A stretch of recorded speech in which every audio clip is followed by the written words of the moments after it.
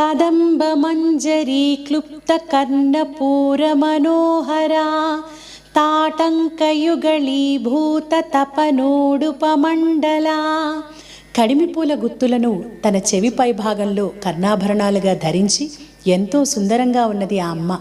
అలాగే అటు చంద్రుణ్ణి ఇటు సూర్యుణ్ణి తన రెండు చెవిదిద్దులుగా ధరించినటువంటి జగజ్జనని పరాశక్తి ఆ శ్రీమాత అంటూ ఈ నామాలలో చెప్పబడింది.